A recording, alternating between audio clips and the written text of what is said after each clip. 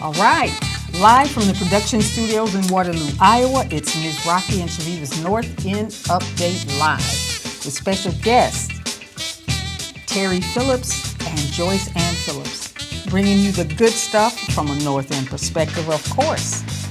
You know what time it is. Boom shakalaka! All right. Welcome, welcome, welcome, beautiful people. Wow, it is Friday. Seems like it took forever to get here, don't it? I thought it flew by. Did? Well, I wish it flew by for me. But hey, it's here. It's all good. I'm Chaveevah. And I am Kent. And this is North End Update, okay? We have to speak on the obvious, right? No Rocki today. No. Okay. All right. We're going to do our best to limp by without her. We miss her, but we're going to have a good old time Definitely, anyway. definitely. And I thank you so much for filling in today, Kent, because... It's my pleasure to be here. Okay, we want to, yeah.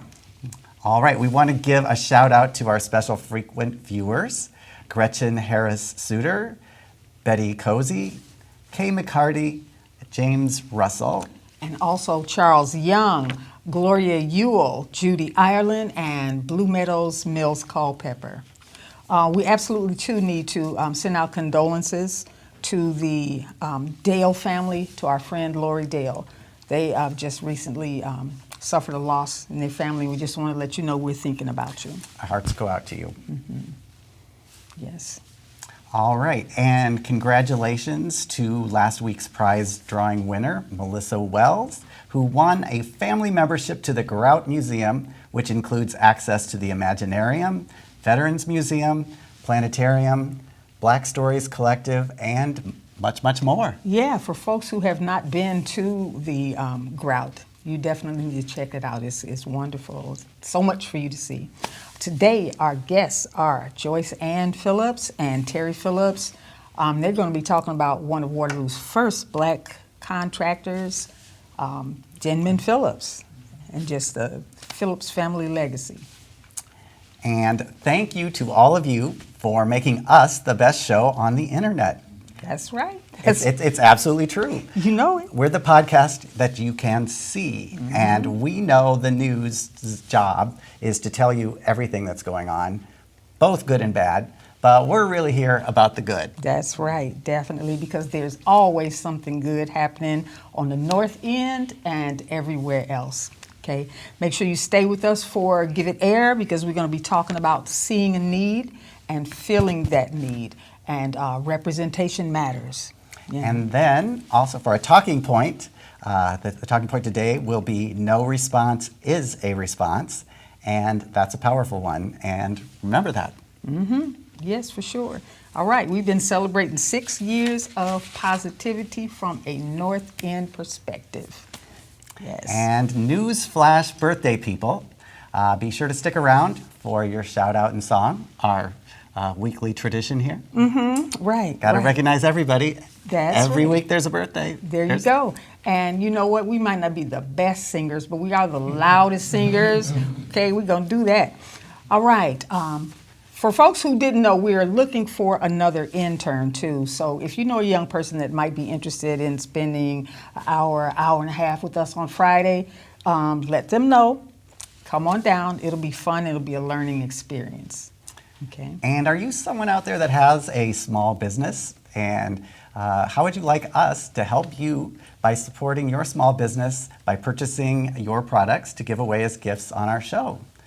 If you're interested at all in that idea, inbox or email us at northendupdate@gmail.com. Okay, just one more thing before we introduce our guest. I want to announce that Iowa Public Radio is soon going to be hosting listening sessions across the state of Iowa, where the public is going to be able to weigh in on the kinds of stories that you'd like to hear about your community. So we'll definitely keep everyone posted about when they're going to be doing a session in Waterloo, because, you know, NPR, they would love to have people come out and offer some input and suggestions on who they'd like to see, okay? So just keep that in mind, because we're going to mention it again, all right? And now, I think it's time for us to open up. It's time. Yes. It is. All right. first of all, we want to say hello to our friends at Soul Town. The Soul Town virtual community isn't just nationwide, it's worldwide. For sure. And if you want to get in on the Soul Town, you can get your print copy at Earth's Beauty at 704 Franklin, or you can visit soultownmagazine.com, or you can reach directly out to Chillin at 319-505-4020. And I don't know how many of you know this, but Chillin used to be on our staff at the Waterloo Center for the Arts. She was part of our team. Yes, she was. And when she moved on, she took off quick, and I never got to give her present. Okay. And as I'm kind of packing up some things at the Art Center, I found her present that's still Okay. with me. So I'm going to kind of like give it to her today. Okay. Here. The Waterloo Center for the Arts has the world's largest Haitian collection Yes. in the world, actually. And since she was a part of that, wanted to present her with a small token of that, a Haitian medal. That is beautiful. And you know, Haitian art. Chillin, if you don't want it, I'm here. I'll take care of it. I'll take good care of it for you, okay? And there was a little card in there, and if you'll bear with me, I want to share it and read it to Chaveevah so that everybody can hear how wonderful she is. Okay. All right, Cherie, this gift is simply a token. It is in no way adequate to express my appreciation for your passion, hardworking dedication, talent, and friendship. You have done so much for the Waterloo Center for the Arts and the community, and you deserve the best, and I hope you will celebrate your new opportunities and adventures. But you will be greatly missed. Please come back and visit often. So come back and get your present. Okay. All right. As you can see, our guests have joined us. Thank you so much for being with us, JoyceAnne. Thank you. And also Terry for taking out the time to be here today. When we have guests, of course, we want to talk about your family. We usually, our format, we engage our guests and ask you about our talking point, and which today is no response is a response, and it's a powerful one and people need to remember that. Have you ever had that experience of that coming to you in that way, where you expected someone to, you put something out there for a response and Didn't get one. didn't get one? Yeah, lots of times. Okay. How about How how about you, Terry? Absolutely. Yep. I mean, that happens to us in our lives, Yes. but it also happens on kind of a grander scale too. Right. You know, when something happens in our community and nobody does anything about it, that's Right. that's definitely a response as Yes, well. it is. It is. I think probably the most it was sort of funny after the fact or whatever, but my neighbor, maybe I used to knock on their door too much or something. But anyway, I went and knocked on the door, and I'm like, knock, knock, knock, knock, knock. And I could hear him moving around in, and I was like, why won't he open the door? I know he knows I'm out here. And then, bing, he knows I'm out here. He's not answering the door because he got something else to do. So I Right. guess you just, Right. no response Yeah. is a response. Yeah. Haven't forgotten it. Okay. And we should note that our talking point is brought to us by the Grout Museum District. Again, from Veterans Museum to Planetarium to Imaginarium, there's something for everyone there. And again, if you'd like more information about their new or ongoing exhibits, check out their Facebook page. Okay.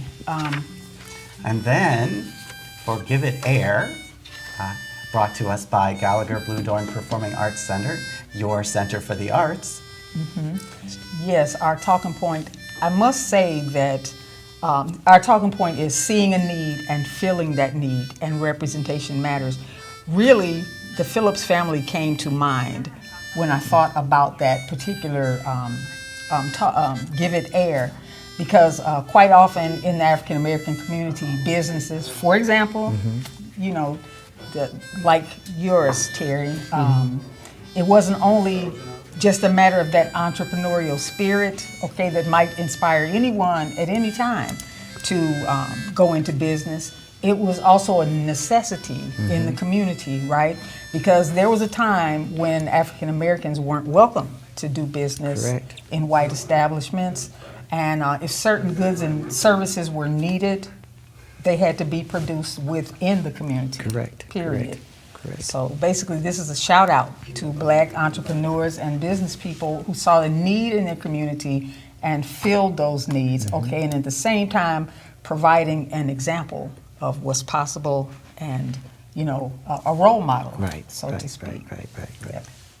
And this calls to mind for me, one of my great loves in our community is the Waterloo Urban Farmers Market. Okay. And being a part of that, it's great to see all the local entrepreneurs and the small business people who do exactly this. They see a need in the community. Right, and they they do see it. a way that they can fill that need, a way that they can, kind of plug into that and provide service to people, and they kind of create a business, create something. So we've had all kinds of people that start up, and some of them stay with the market. Others go on to establish their own brick and mortar, Right. or move their business in other directions. But it's exciting to see how much talent and inspiration and drive there is out there. So Yeah, it is. another plug: come out to the weekly farmers market and check that out for yourself. Yeah. Okay. So now, Terry and JoyceAnne, you all are related, so these questions we can tag off of you. I want Right. to first also acknowledge and send out best wishes concerning, is it your brother-in-law? Yes, I'm Eugene's husband. Okay. I hope that all will be well. Sorry to hear that she was supposed to be joining us today and wasn't able to. Right. Yeah. Terry, you and I have talked before, and for the Grout Museum. Yes, As yes, far as that's correct. When did you get started in the construction business? Well, I started out, well, first of all, thank you for having us. Oh, you are so welcome. Thank We you for being appreciate it. here. As you can see, we're all duded up in our Phillips Family family reunion, reunion this yes. weekend. Yeah. Well, we can see the two of you dressed up, Yes. but those at home can't see that we have a studio audience. all- That's all right. yellow. Right. Right. And We some have more a yellow big, shirts, We yeah. have a big studio audience in here today. Right. Yes. Right. Yes. Right. So now, that question again was, When you got first got started oh, in yes, the yes. construction business. I worked for my father. First, let's talk about when Daddy got started. Ah. Daddy got started in 1945 after he left World War II. And he said he came to Waterloo, and he said he started his business with a pickup truck and a 2x4 and a wheelbarrow. And he would go around and knock on doors to see if people needed their sidewalks done or if they wanted some brick laid. And that's how Daddy said he started. Wow. That's how he said he Again, started seeing a stuff. need and filling that Yes, need. and feeling the Absolutely. need. He said there wasn't a job for him, wouldn't nobody hire him, so he had to make his own job. He made his own job and stuff. And just for a little bit of context, we, in preparation for our Tones banquet earlier this year, we worked with folks from the Grout Museum to put together, and they put together some biographies of great Waterloo pioneers. Oh, okay. Yes. And Denman Phillips is among Oh, okay, okay. among those. So yeah, so Yeah. this is some definitely played Right, an right, important role in our community. Right. And there's a lot to talk about that That's right. Yeah. there. So He hopefully was- you'll be able to He share was more. born February 17th, 1921, in the Jim Crow era. Oh, yeah. He was the 9th child of sharecroppers. I remember he telling a story one time. He said when he was 8 or 9 years old, he said he remembered his parents working so hard for a sharecropper that he said, when I get a big man, he said, I'm going to own land as far as the eye can see.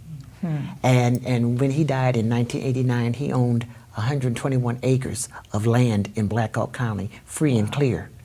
That was his, that's what he wanted to do, and that's what he did. That's Set what he out to do did. it and Yeah. did it. Okay. And he did more than that too. Yeah. I understand that he went into politics. Yes, he went into politics. He ran for state representative in 1968. Yeah, he did. And Believe this or not, he was a Republican. Yes, he was a Republican. And I had this conversation with someone several weeks ago.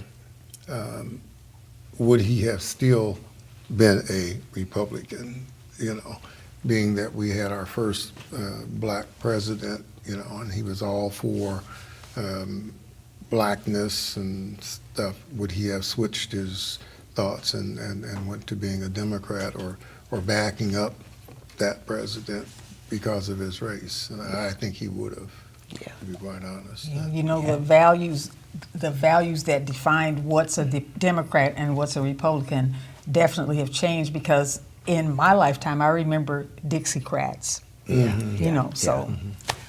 Well, and it probably should go without saying, but you know, the fact that he ran or he was in politics at that time Right. was much Different. more of Yeah. a, you know, he was much more of a pioneer. Yes, I mean, it's much more yes. commonplace now Right, than then. So right. he was, He was. definitely Right. kind of someone that was Yeah. really breaking barriers. Right, Yeah. right, right. And And he progressive, And yes. opening the way. He Yeah. was. He And was. that's how we got to Yeah, where we're at now. yeah, yeah. He yeah. was the first black that I'm aware of to sit on the board of directors of the National Bank of Waterloo back in Yeah. the day Yeah. when it was the National Bank.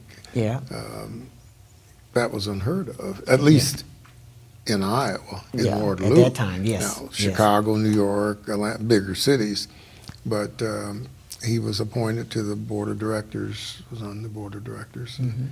And so he was changing yeah, the groundwork. yeah. You mentioned, JoyceAnne, as a child that he saw the example of having to work so hard Right. for a sharecropper. That's Right. definitely a challenge Right. to overcome. Right, What right.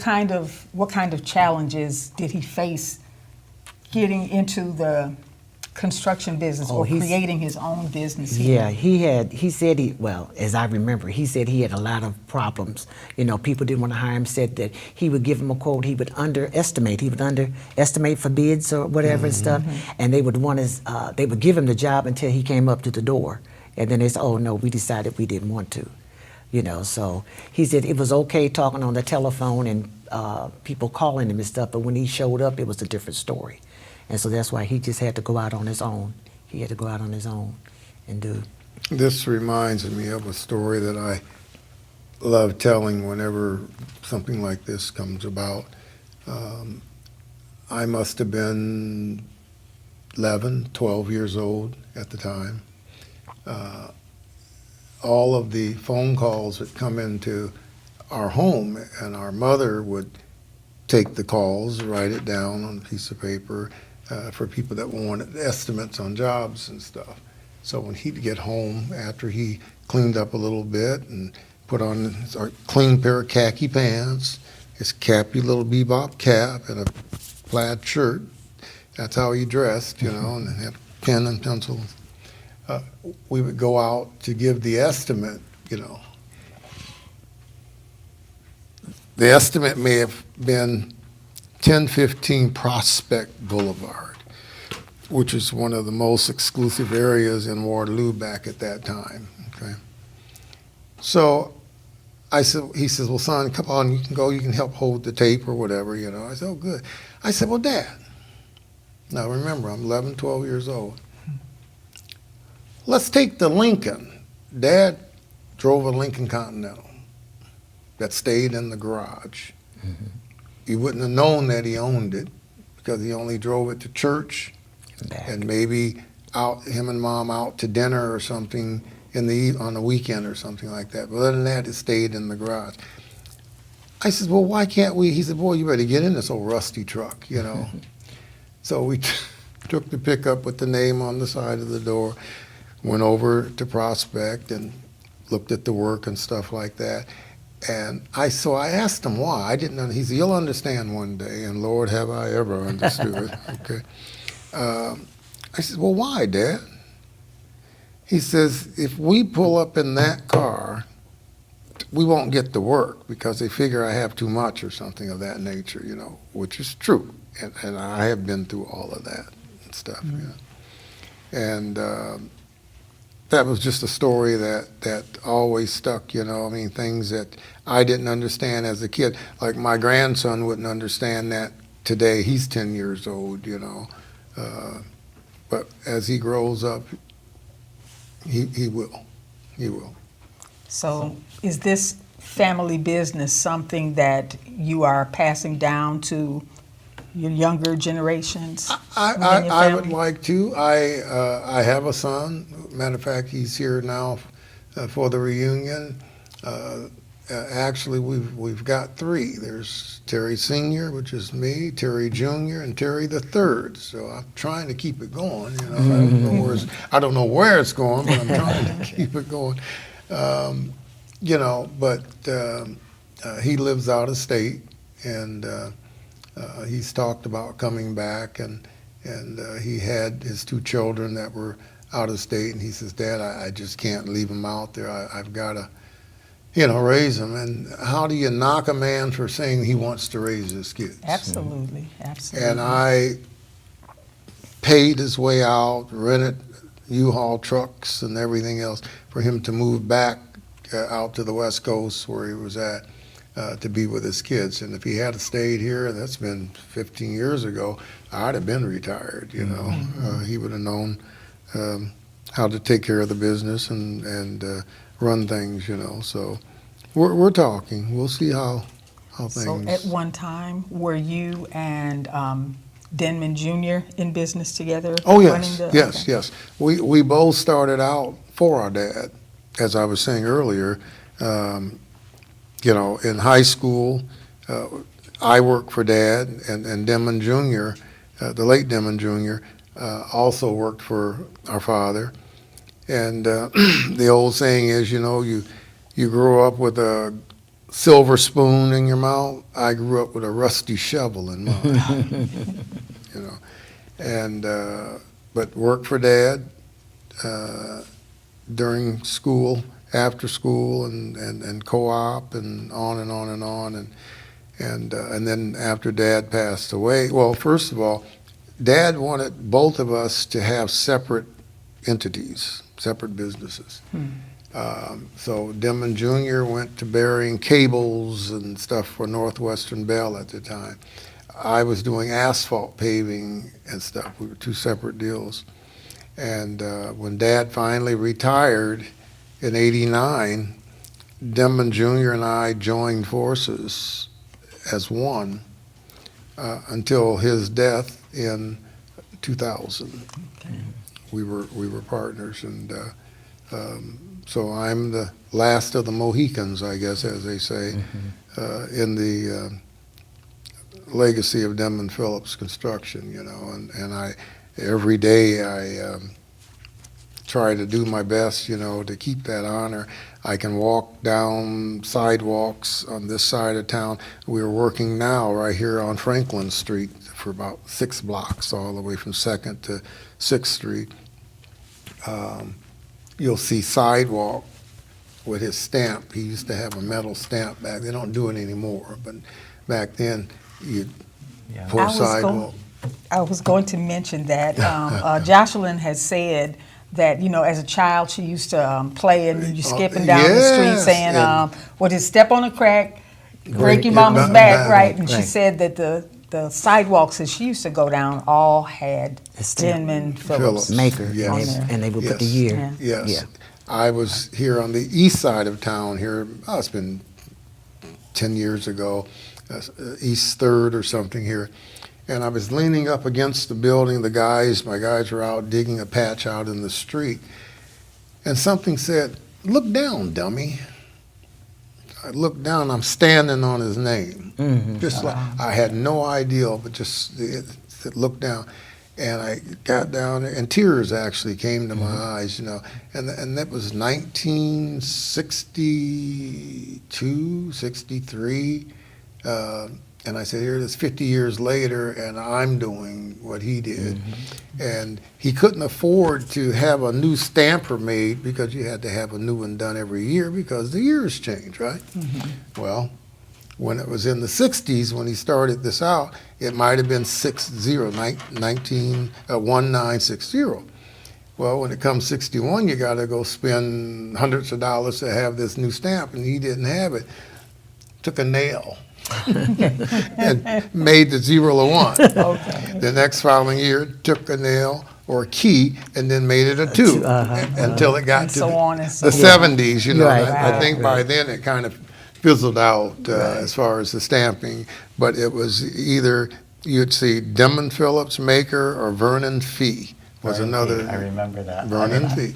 That Oh, popped yeah. in my head when you started Oh, yeah. talking about the Vernon stamps, Fee. because as a kid, I Yeah. remember seeing that. And he was just a part-time, from what I understand. He worked at Rath Packing and board sidewalks on the side. Okay. So you still do sidewalks? Yeah, occasionally. And what other services do you provide? Street paving, parking lots, like the new Highland School there on, that was where McKinstry, the Carver School, which was Logan, where I went to school, it's gone, of course gone now. Both those schools were built at the same time back in the 60s, Logan and McKinstry. That's why they look so much alike, if anyone ever paid any attention to that. Wow. Well, they closed them both. Well, they didn't close them completely. Well, I guess they did. They closed them both and built two more new schools, just like they did 60 years ago, Highland and Carver, you know. Well, anyway, I happened to be the contractor that paved the parking areas. They were massive jobs, and I was very lucky to get it. Projects like Veridian Credit Union, the new building out on San Martin at Tower Park, where they tore down the old Burger King. They built a new huge branch there. That was one of our projects last year. But that's the type of stuff that I won't bore you with. No, it seems our like projects. The new grocery store down the street that they just Okay. all-in good. groceries, All in. that parking lot, that was a nice sized project and Sounds stuff. like you've been busy. All right. A little bit, a little bit. We have comments, Ed? We have a couple. The Rocki must be on. The Rocki and Chaveevah page posted, "Hello, everyone." Okay. Hey, Rocky. Hello. Hope you're enjoying yourself. Sherry Jones says she loves hearing the history right in our community and our neighborhood. Thanks for tuning in, Sherry. Yeah. And I want to thank you all both so much for letting us know more about your family and the impact that you all have had over the years. And I'm looking at the time, and the time is saying we need to definitely, Yep, it's time for us to greet our birthday people. absolutely. We thank you And, for having us. are you singers? No. Oh, We'll join in. You gonna sing today? All right. They would shut the camera off if I started singing. Well, our birthday segment is brought to you by We Arose Co-op and Greens to Go. They're building community by increasing access to fresh foods. Okay, and we got to put out a little bit of a warning right now, okay? Because if you don't like to see people having too much fun, you might want to look away from the screen right now or turn down sound just for the next couple minutes, okay? Yes. All right. All right, let's get to our birthday people. We have Jada Winter, That's my grandbaby. Hey, JD. Precious Lotus Clark, Jamisa Young, Dimitri Wright, and George Phillips. Yes, we also want to shout out and say happy birthday to Elizabeth Phillips. Yes. Tony Thompson, Carolyn Banks, my sister, okay, Jovita Long, and Maris Jenkins. Happy birthday, everyone. birthday. Happy birthday. Okay, now, We're going to do it. Rocky's not here, so I'll just do the best I can. I'm going to intro into this song, and then we all going to sing the Stevie Wonder version, and it goes something like this. I'm sure you would agree, it couldn't fit more perfectly than to have a world party on the day you came to be. Happy birthday to ya.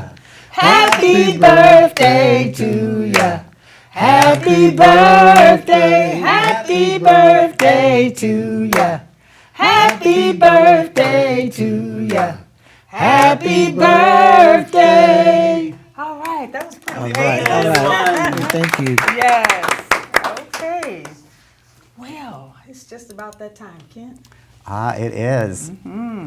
Okay. All right. And you know, as seasoned folks, we've seen some things, and there have been a few things we learned, sometimes from other seasoned folks. You know. I've learned that life may not always be easy, but it's always worth living. Amen. All right. And I have learned that even when I have pains, I don't have to be one. That's true. Okay? Hear that, y'all? Yeah. Deep. All right. Okay. All right, then until next week, Keep doing more of what makes you awesome That's because right. it makes us all look good. And remember, if it's Friday, it's North End Update. See you next week. All right, bye.